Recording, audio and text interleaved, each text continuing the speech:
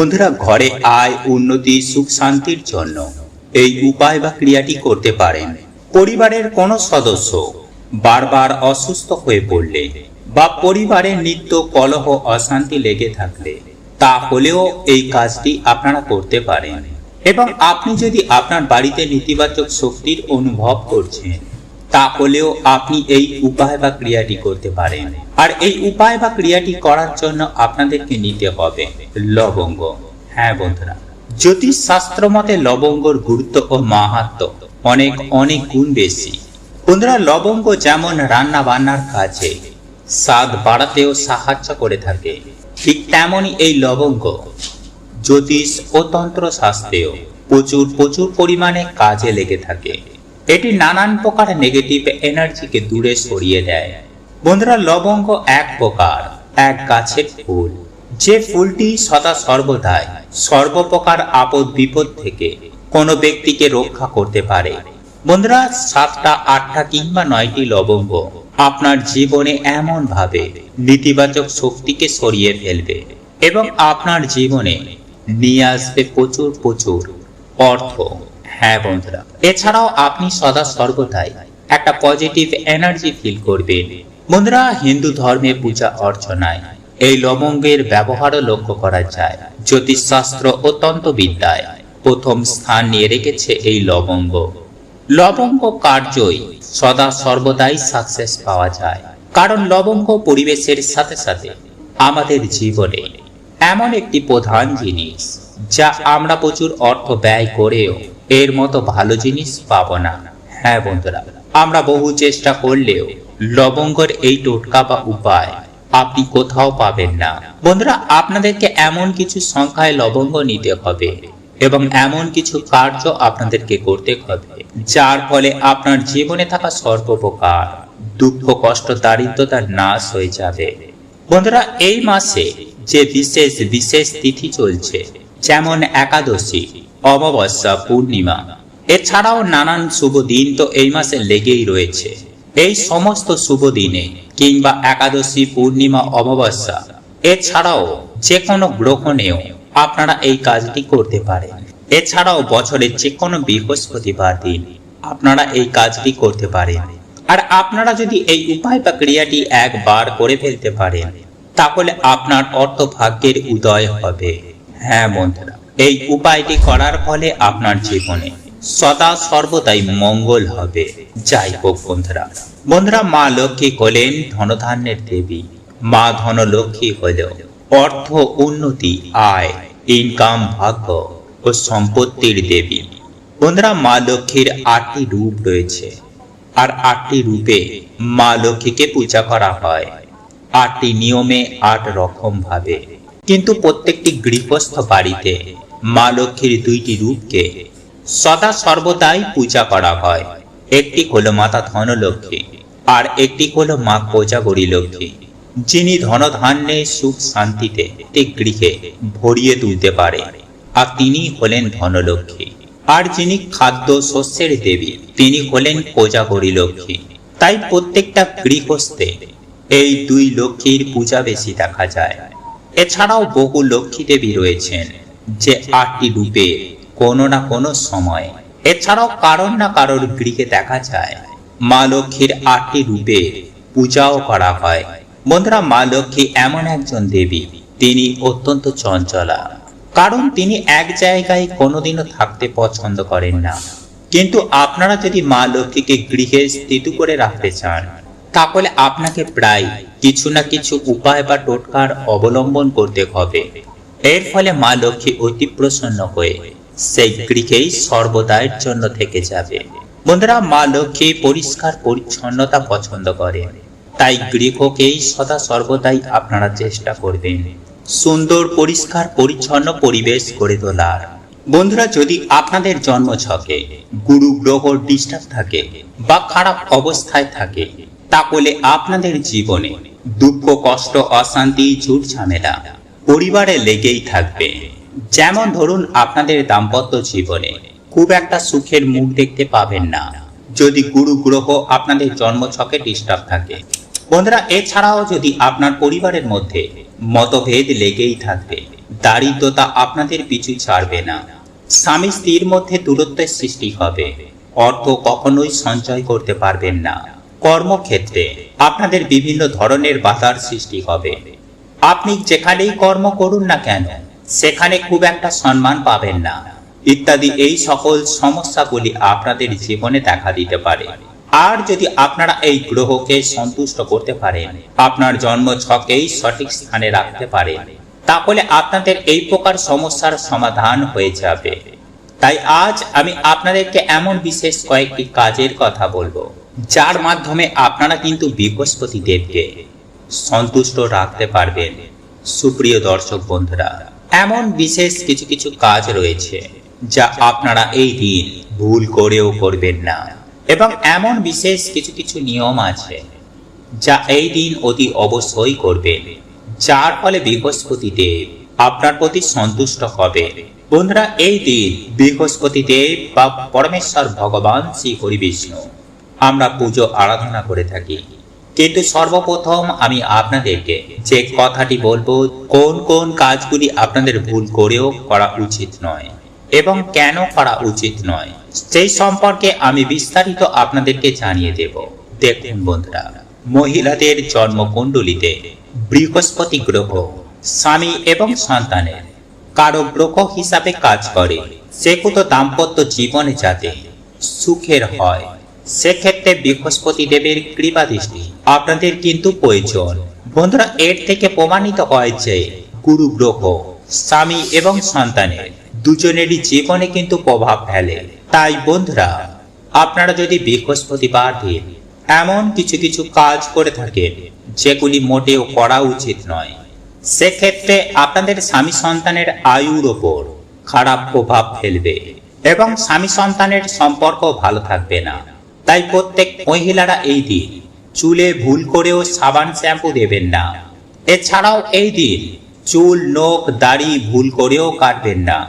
বন্ধুরা, যদি আপনারা এই দিন এই ভুল কাজগুলি করে থাকেন, তাহলে আপনাদের বৃহস্পতি গ্রহ অত্যন্ত দুর্বল হয়ে পড়বে এবং আপনার স্বামী সন্তানের উন্নতিতে অত্যন্ত বাধার সৃষ্টি হবে।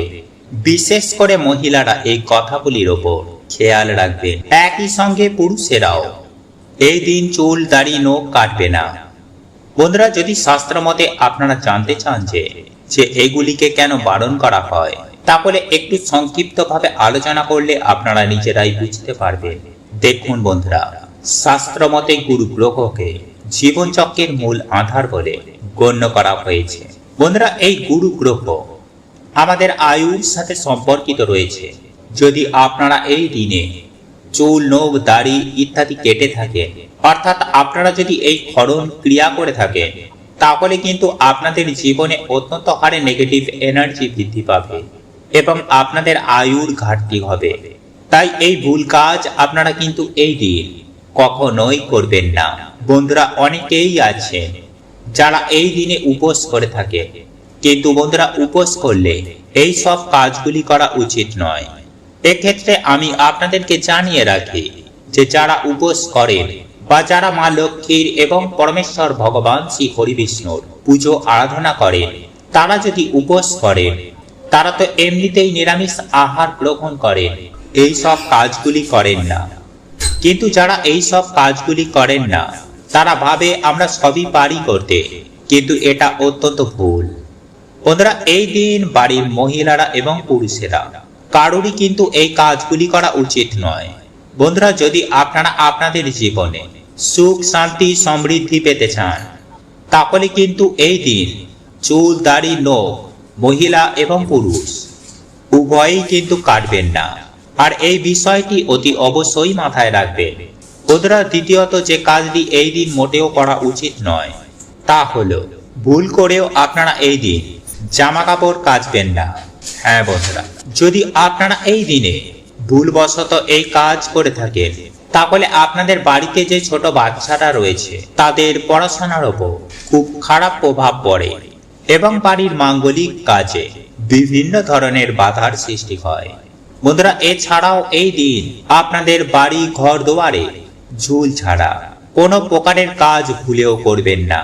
বন্ধুরা, একই সঙ্গে আমি আপনাদেরকে এটাও জানিয়ে রাখি যে এই দিন বাড়ির পুরনো জিনিসপত্র পর্যন্ত আপনারা এই দিনে ভুলেও বিক্রি করতে যাবেন না, আর এটিও কিন্তু শাস্ত্র মতে নিষিদ্ধ। বন্ধুরা, তৃতীয় কাজটি হলো এই দিন কোনো প্রকারের অর্থের লেনদেন করবেন না, অর্থাৎ কাউকে টাকা পয়সা ধার দেবেন না বা কারোর কাছ থেকে টাকা পয়সা আপনারা নেবেনও না। বন্ধুরা, এই দিন বাড়ির মধ্যে খিচুড়ি বানাবেন না, কারণ যদি শাস্ত্র মতে বলা হয়ে থাকে যে বৃহস্পতিবার দিন বাড়িতে খিচুড়ি বানিয়ে খেলে অত্যন্ত পরিমাণে অর্থের ঘাটতি হয়, এর ফলে বাড়িতে অর্থের সঞ্চয় হয় না, অর্থ খরচ হয়ে যায়, পরিবারে বাজে খরচ বৃদ্ধি হয়। তাই এই দিন এই ভুল কাজ মোটেও করবেন না। চতুর্থ, মাতা পিতা এবং সাধু। বন্ধুরা, এদের সম্পর্ক সরাসরি গুরু গ্রহের সাথে থাকে।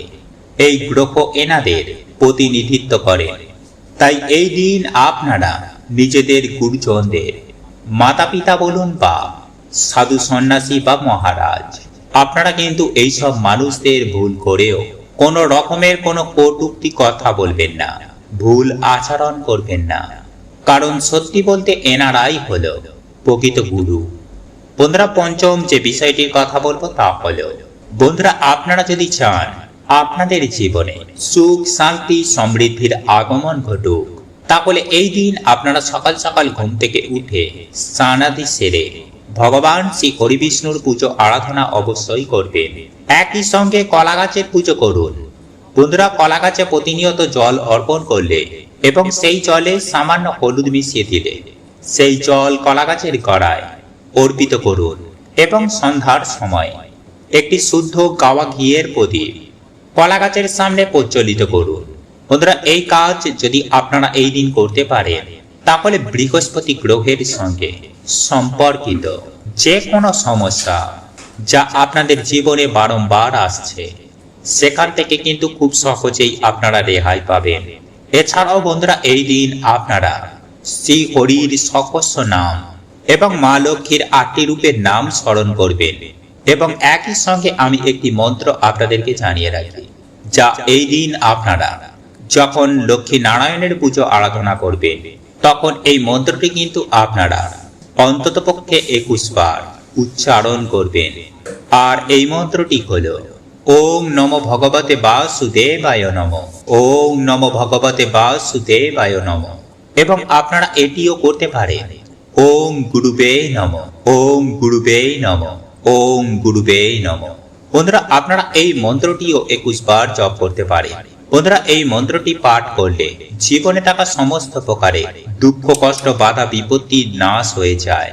এছাড়াও আপনারা যদি চরম ভয়ঙ্কর দারিদ্রতার মধ্যে ভুগতে থাকেন, যদি আপনাদের জীবনে নিত্য অর্থ কষ্ট লেগেই থাকে, আপনারা হয়তো প্রচন্ড অক্লান্ত কঠোর পরিশ্রম করছেন, কিন্তু সেই পরিশ্রমের পর্যাপ্ত অর্থ আপনারা পাচ্ছেন না, কিংবা আপনারা হয়তো অর্থ ইনকাম করছেন, কিন্তু সেই অর্থ আপনাদের হাতে থাকছে না, কোনো না কোনো উপায়ে সেই অর্থ জলের মতো বেরিয়ে যাচ্ছে, তাহলে আপনারা এই দিন 8টি লবঙ্গ নেবেন।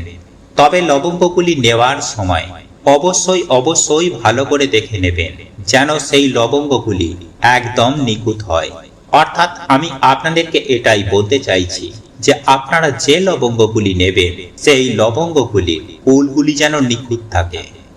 একই সঙ্গে নেবেন 8টি পান, 8টি সুপারি এবং 8টি 1 টাকার কয়েন। সেই সঙ্গে নেবেন 8টি হলুদের গাঁট।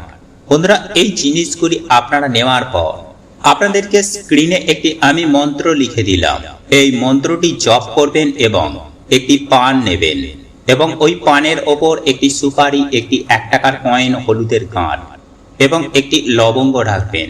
এগুলিকে রাখার পর আপনারা জোর হাত করে এই পান ও এই সামগ্রীগুলি একসাথে নেবেন এবং ওম শ্রীং লক্ষ্মী দেব্যয় নমঃ এই মন্ত্রটি জপ করে মা লক্ষ্মীর চরণতলে এটিকে নিবেদন করবেন। এই মন্ত্রটি 8 বার আপনারা জপ করবেন এবং 8 বার এই পান, সুপারি, লবঙ্গ, হলুদ, 1 টাকার কয়েন এগুলিকে মায়ের চরণে নিবেদন করবেন। এবং এই প্রক্রিয়াটি সম্পূর্ণ হয়ে যাবার পর আপনারা আপনাদের মনোবাসনা জানাবেন, মনস্কামনা জানাবেন, আপনারা কিসের জন্য এই উপায় বা ক্রিয়াটি করছেন তা মায়ের কাছে ব্যক্ত করবেন এবং পরদিন সকাল সকাল ঘুম থেকে উঠে স্নান করে শুদ্ধ বস্ত্র পরিধান করে মা লক্ষ্মীর পুজো আরাধনা করে আপনারা যে জিনিসগুলি নিবেদন করেছিলেন তা থেকে আপনারা একটি পান, সুপারি, কয়েন, হলুদ, লবঙ্গ সমস্ত কিছুই নিয়ে একটি হলুদ কাপড়ের মধ্যে মুড়িয়ে আপনারা আপনাদের টাকা রাখার জায়গায় এটিকে রেখে দেবেন এবং বাকি যে 7টি পান, সুপারি, লবঙ্গ, হলুদ রয়েছে সেগুলি 7 জন ব্যক্তিকে দান করে দিন। হ্যাঁ বন্ধুরা, 7 জন ভিন্ন ভিন্ন মানুষকে দান করে দিন। যেমন একজন আপনার কুলপুরোহিত, আপনার গুরুজন কাউকে, কিংবা কোনো গরিব অসহায় কোনো দুঃখী মানুষকে, কোনো ভিখারিকে, কোনো ব্রাহ্মণকে, আপনারা যাকে পারবেন এগুলিকে দান করে দিন। তবে একজনকেই 7টা দান করবেন না। এই 7টা পান ও সমগ্র জিনিসগুলি 7 জনকে দান করবেন। দেখবেন, আমি গ্যারেন্টি দিয়ে বলছি, রাতারাতি আপনাদের আর্থিক ভাগ্য খুলে যাবে, প্রচুর প্রচুর টাকা আসবে। হ্যাঁ বন্ধুরা, এটি একটি পরীক্ষিত প্রমাণিত উপায়, যা আমি নিজেও করেছি, সুফল পেয়েছি। তাই বন্ধুরা, আপনারাও করুন, আপনারাও সুফল পাবেন।